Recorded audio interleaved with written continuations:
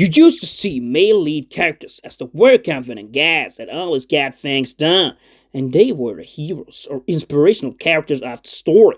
And that's no wonder the most iconic movie lines has been from the 70s up until the 90s. Guys like Tony Montana from the 1983 movie Scarface and Michael Corleone, played by Al Pacino during the second Godfather movie from 1974. Where also Robert De Niro did a credible role as the father of the lead character Don Vito Corleone. In addition, you also saw righteous characters such as Rocky Balboa that even in the 2006 movie inspired with a quote about that starts with "The world ain't all sunshine and rainbows. It's a very mean and nasty place, and I don't care how tough you are, it will beat you to your knees and keep you there permanently if you let it." That kind of shows how iconic this character played by Sylvester Stallone really became. Even Bruce Willis as John McClane was a character that inspired the world as a hero, and it is probably the best role Bruce Willis has had in his career, certainly the most inspirational one. The point is that all these characters made men feel more confident about themselves, more secure with themselves, which is not a dork spin of a downside we need to talk about in this movie in a couple of minutes. Because sadly, the male lead character has taken a sour turn to being a man that is less resolute and always has to rely on others. In new movies these days, if we take some examples from new movies this year in Novocaine, where Jack Quaid does the lead role, he has this condition where he does not feel any pain and do not have any friends, and he is basically marketed to be this loser that sits in his room gaming all day after his work hours. Suddenly, he falls for this girl in the office, but he is very shy about it. He's socially awkward and not a prime example of the man you want to be yourself. In the movie, he reluctantly becomes the hero, but he is not confident in this role in any way. Sure, he plays well with the cards he is given, but nonetheless, this character is not an inspirational one. Where, of course, the woman once again is the more confident one. She is a badass criminal. He indicates that she runs a homeless shelter on a date and seems way more socially capable than the lead character. But that, of course, could be said about all the other characters in this movie. The point is, although, of course, those with no friends that sits alone gaming in their room all day after work may need to feel represented in movies, point taken there, of course, but for those that want to break out of that vicious circle and actually create real connections, characters like these do not serve as an inspiration for those men, quite on the contrary. In another movie I saw recently called Mickey 17, we face a similar issue, where we see this character Mickey Barnes, played by Robert Pattinson, is not confident in himself, and he is written to be this character that do not know anything, where of course this black character, another strong female character by the way called Nasha, she is the one that stands up against the Donald Trump-like character called Cannon Marshall. She is the best in the business among this crew, and Pattinson is built up to be this nobody that does not know what he's getting into.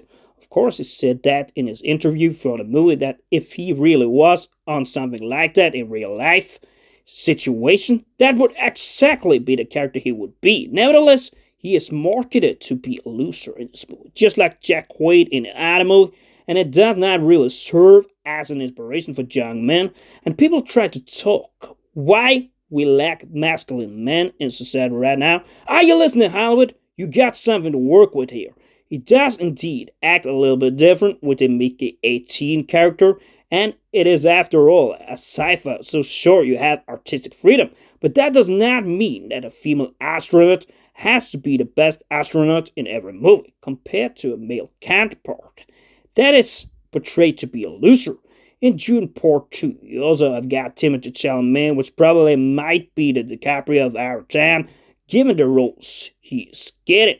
Nevertheless, although I liked him in the Bob Dylan movie A Complete Unknown, I'm not a fan of how he is portrayed alongside Zendaya in the Dune movie, because once again, she is the more confident one. She is the one that needs to learn him stuff. That's not anyway how it was in the older Dune movies, where actually Paul Atreides, then played by Kyle MacLachlan, was a bit more confident and looked like a more natural main character, and not a more pretty boy feminine one. Of course, by the second movie, Paul Atreides does seem better and more like a confident leader, and realizes that he has to be this leader. But given the way the character is written, Timothy is not allowed to shine in the act, not allowed to be inspirational, and just like any other actor Dennis Villeneuve is forced to make Zendaya play a stronger Shani when she was way less calm and way less like an ice queen in the book.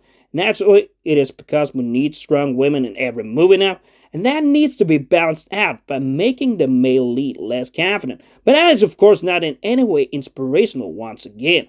Another movie franchise where the lead character has become less confident is in the Spider-Man movies, where Tom Holland from the 2017 movie called Spider-Man Homecoming played a way less confident, more teenage-like Spider-Man that actually has to be saved by MJ. Played again by, yes, you guessed right, of course, Zendaya. Naturally, in the physics of it, she is taller than him, but this less confident Spider-Man, it does not feel in any way inspirational. And naturally, Spider-Man may have been a less confident superhero in some way, but in the comics, MJ was never this character that was this ice cold, was never in any danger, never needs to be saved. That's just an added feature so Zendaya can play this role. And naturally, she needs to look more confident than Tom Holland, which surely helps on the self-esteem for young women, but not for young men watching these type of movies. They start to wonder if male heroes nowadays, now and forever, always have to be less confident. In a sad way, there's actually also some truth to it, as the only real badass male character confident in himself out there that is left is actually Jason Statham.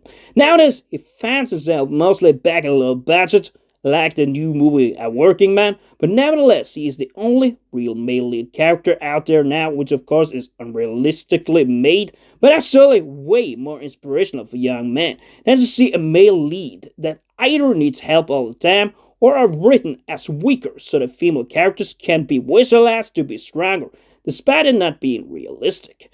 All in all, what I've said in this video makes me quite worried for the future, because despite the heavy backlash on some movies like Cleaner, like the Woco broke Snow White, these characters that they now call Mary Sue characters never seem to end. Marvel has also had a massive downturn because of it.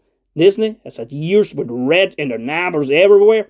Nevertheless, they just do not take the hint that many viewers wanted back to basics, where the main male lead character was someone that took action, was confident, did not need the help from anyone, and now actually often those characters are female. Yet people keep complaining that fewer men are masculine, women are more masculine, and there's no real gentleman anymore. Then Hollywood, Marvel, Warner Bros, or whatever, start making those characters the way they used to be again, and then we will see a society that's changing again. Because when you flip it too far the other way, it is very hard to recover.